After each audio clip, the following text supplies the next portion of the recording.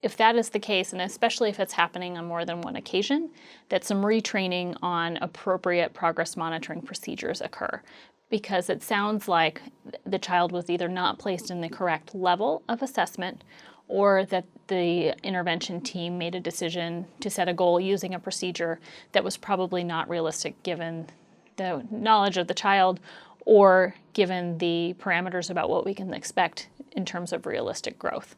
So that would be one thing I would think about if I was seeing a pattern with that. After that retraining, or if we don't think that that's the reason for the fact that the goal may or may not be unrealistic, it will also be important to consider, has the team truly changed the intervention? If the child's not responding at all, very likely an intervention change is needed. So that means it could be that you need to do something different in terms of the way the academic instruction is delivered, but you may also need to embed some kind of behavior or motivation support for the student to encourage them to be on task, to be completing work, or during the progress monitoring sessions to be showing their best work, so that we are actually have some confidence that what the data are showing us is actually a real reflection of what the student is able to do. Is the instructional level that the student is being monitored in appropriate for where their learning skills are?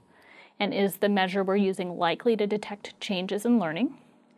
If the answer to that is no, then we need to put the student in a more appropriate level of progress monitoring so that we can be detecting those changes.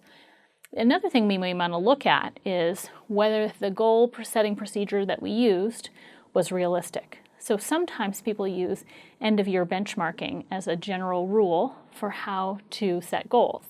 But if you have a child starting the year well below where their peers are, to just set a goal saying they'll meet the end-of-year benchmark that their peers should meet may mean that they're having a weekly rate of growth that is 2 to 3, 4, or 4 times higher than what their peers are making. If this is a child who has never made typical growth before, is it realistic to expect that they should be making 2, 3, 4 times more growth than their peers?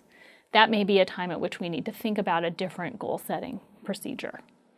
And there are different ways of doing this. One is rate of improvement norms, which means looking at the recommended rate of improvement per week on a progress monitoring assessment rather than looking at where they should be at the end of the year.